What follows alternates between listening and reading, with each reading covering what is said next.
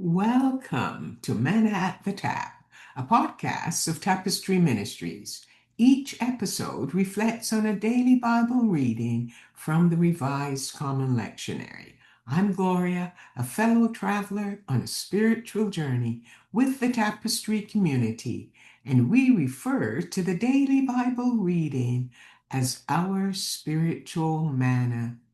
It nourishes our souls, fostering spiritual growth as we share insights and interpretations that enrich our spiritual lives. Today is Friday, January the 23rd, 2026, in the second week after Epiphany. The lectionary reading is from the Old Testament book of 1 Samuel chapter 9, verse 27, and 1 Samuel chapter 10, verses 1 to 8. It recounts the story of how the first king of Israel was chosen and anointed.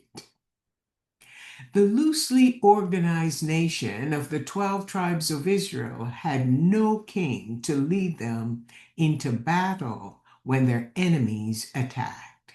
Instead, when they called out to God for help, He appointed individuals called judges to lead them into battle, and He granted them victory over their enemies. The people, however, longed for a king like the surrounding nations, and God chose to grant their request.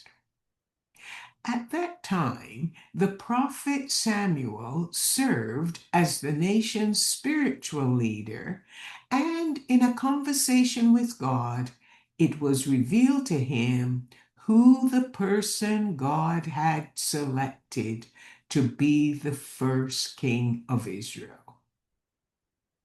A handsome young man named Saul, accompanied by a servant from his household, went to find his father's donkeys that had wandered off.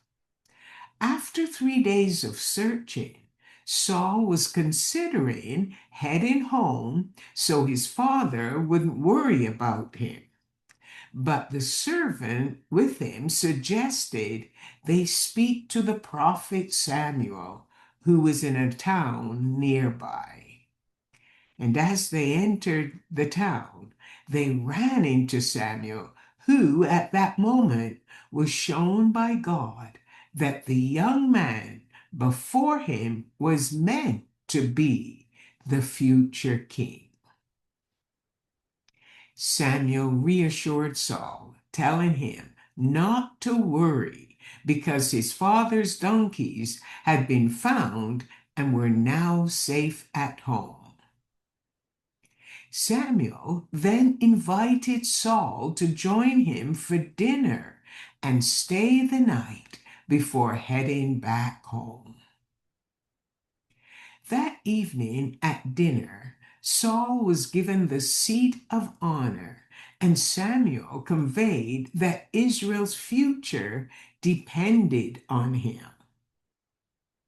Saul was caught off guard by Samuel's words and objected, but Samuel remained silent. The next morning, during a private ceremony, Samuel anointed Saul as Israel's first king and gave him 3 signs to watch for as he returned home. And as soon as Saul turned and left Samuel, God changed Saul's heart. And that same day, the 3 signs were confirmed to Saul.